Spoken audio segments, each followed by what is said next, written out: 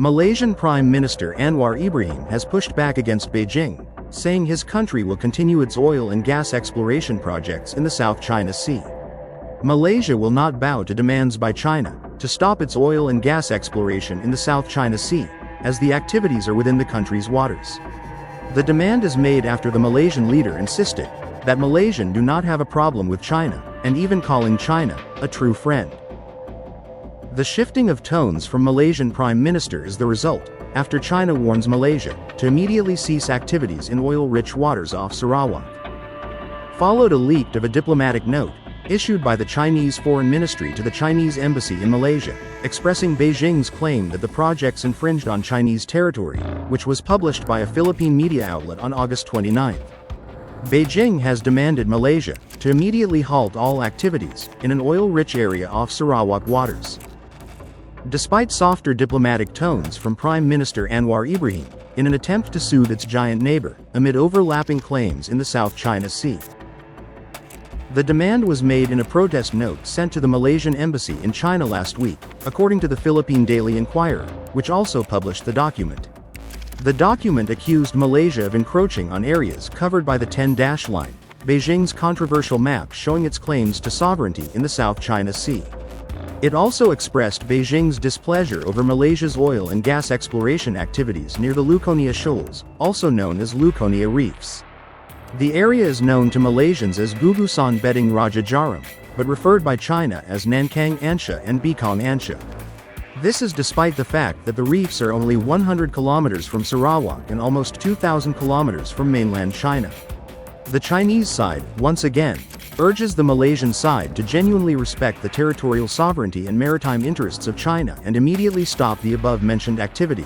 The Inquirer quotes from the note by the Chinese Foreign Ministry. Question from Reuters. Malaysia's Foreign Ministry is conducting an internal investigation into the leak of a classified diplomatic note sent by China's Foreign Ministry to the Malaysian Embassy in Beijing in February. This was reported by a Philippine news outlet. It said that China had sent a 2-page document to the Malaysian Embassy in Beijing in February, asserting that Kuala Lumpur's oil and gas exploration in the South China Sea infringed on China's sovereignty. Can Mofa confirm if China told Malaysia this? 首先，中方对菲律宾媒体发布有关消息感到十分震惊，这种做法居心叵测。我们注意到马来西亚外交部就此发表了声明。中马两国作为南海问题的当事国，一直就妥处双方的分歧和争议保持密切沟通，共同为中马关系的发展和本地区的和平稳定做出了积极贡献。Malaysia and China are among 7 states surrounding the South China Sea which have laid territorial claims. The others are Brunei, Taiwan, Indonesia, the Philippines, and Vietnam. China has been flexing its military muscle in the area in a move designed to shore up its territorial claim over the entire South China Sea. Malaysian Prime Minister Anwar Ibrahim have made it clear that what Malaysia is doing with oil exploration is within their own waters, and further explained that they must proceed as it concerns their economic survival. Malaysia is amongst the most dependent countries in ASEAN on which its economic activities is fueled primarily by oil and gas industry. Malaysia's oil and gas sector is an important and integral part of the country's economic growth, producing millions of barrels of petroleum products annually.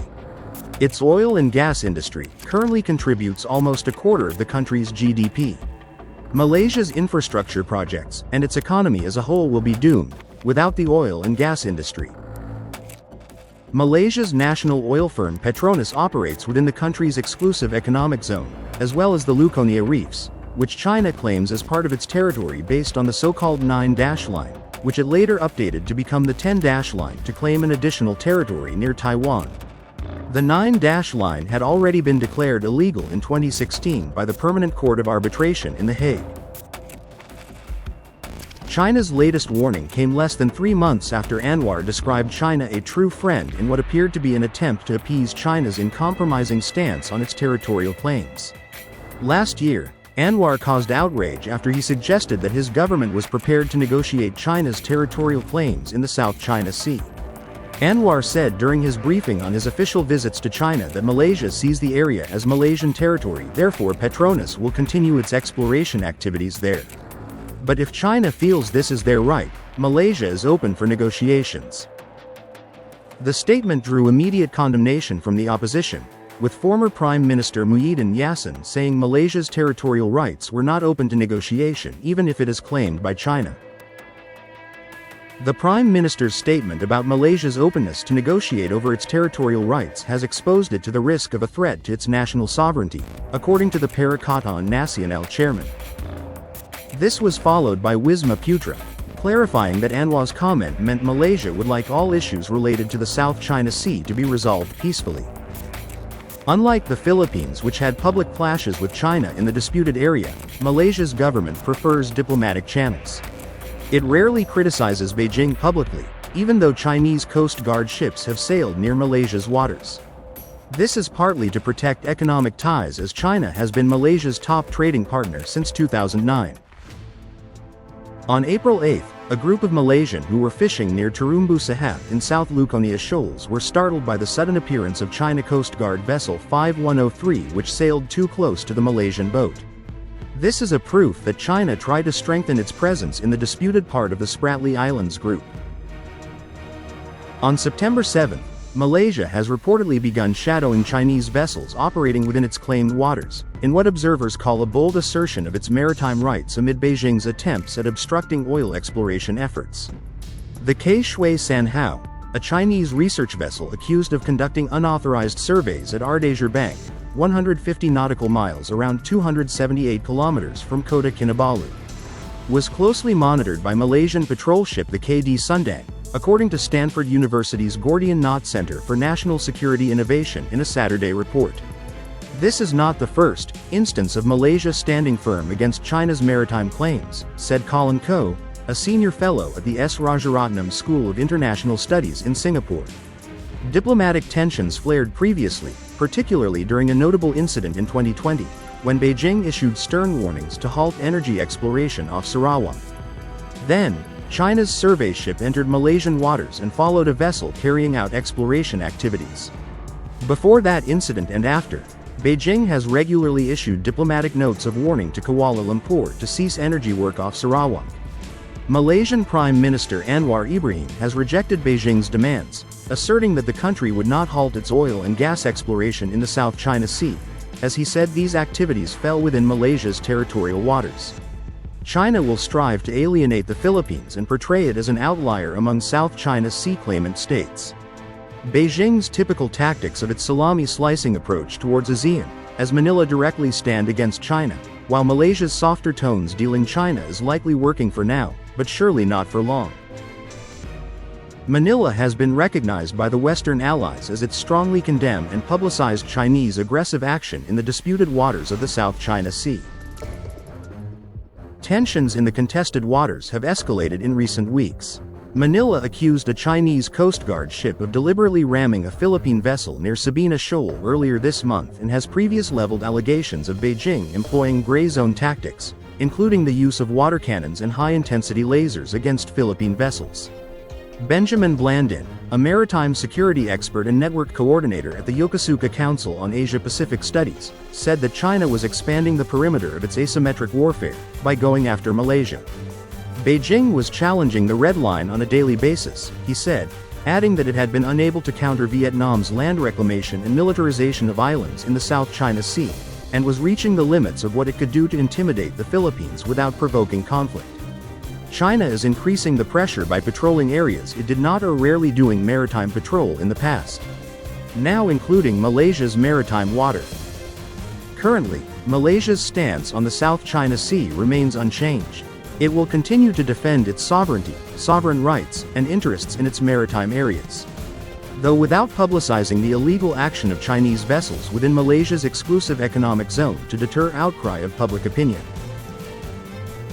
Malaysia, which criticized the Philippines for defending its sovereignty against China, is now realizing that China is no friend of it, after Beijing demanded Malaysia to stop oil exploration in its waters. A few months after Malaysia publicly stating that China is a true friend. Multiple Asian governments assert sovereignty over rocks, reefs, and other geographic features in the heavily trafficked South China Sea. However, the People's Republic of China arguably makes the most assertive claims. China's sweeping claims of sovereignty over the sea have antagonized competing claimant nations of Brunei, Indonesia, Malaysia, the Philippines, Taiwan, and Vietnam. As early as the 1970s, countries began to claim islands and various zones in the South China Sea, such as the Spratly Islands, which possess rich natural resources and fishing areas. About a third of the world's maritime, relating to ocean trade goes through the South China Sea. It is estimated that more than $5 trillion in global trade flows through the region each year, while explorations have discovered abundant natural gas and hydrocarbon reserves. Half of all oil and gas tankers from the Middle East sail into it, on their way to China, Japan, the US, and elsewhere. China and 5 smaller nations all lay claim to overlapping territories among the sea's vast stretch of islands, rocks, and archipelagos, leading to tensions that threaten peace and prosperity. The location of the sea also makes it militarily strategic and valuable for national security. The Spratly Islands have been at the center of the debate in the South China Sea. In July 2016, the Permanent Court of Arbitration at The Hague issued its ruling on a claim brought against China by the Philippines under UNCLOS, ruling in favor of the Philippines on almost every count. While China is a signatory to the treaty, which established the tribunal, it refuses to accept the court's authority. In recent years, satellite imagery has shown China's increased efforts to reclaim land in the South China Sea by physically increasing the island's size and creating new ones altogether. In addition to piling sand onto existing reefs, China has constructed ports, military installations, and airstrips, particularly in the Paracel and Spratly Islands, where it has 20 and 7 outposts, respectively. China has militarized Woody Island by deploying fighter jets, cruise missiles, and a radar system. Malaysia claims 10 maritime features in the southern region of the Spratly Islands but may have dropped its claim to an 11th feature, Louisa Reef. Of the 10 features to which it maintains a clear claim, Malaysia controls 7. Vietnam and China also claim all of the features that Malaysia claims, while the Philippines claims only some of the features. Malaysia's claims to certain maritime features in the South China Sea are based on its corresponding claim to a continental shelf, as defined by a 1966 law, a 1979 map, and a 2009 joint submission with Vietnam to the Commission on the Limits of the Continental Shelf. In addition, Malaysia has exercised effective control of the features on which it has maintained a presence. On occasion, Malaysian officials have also claimed that the country enjoys rights to certain maritime features because they fall within its exclusive economic zone, although this claim is inconsistently referenced. While several of the features claimed by Malaysia could generate territorial waters of their own, Malaysia has heretofore only claimed a 12 nautical mile territorial sea around 2 features: Swallow Reef, which it controls, and Amboina Cay, which is controlled by Vietnam.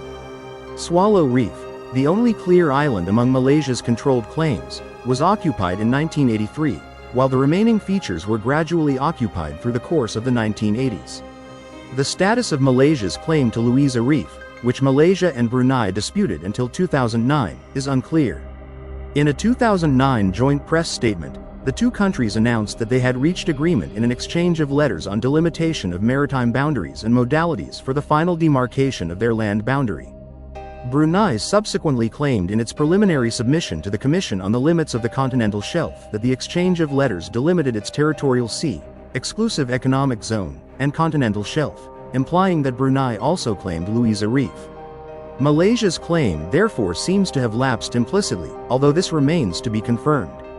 In addition, 2 submerged systems, the James Shoal and the Luconia Shoals, lie within Malaysia's claimed continental shelf region, but are claimed by China.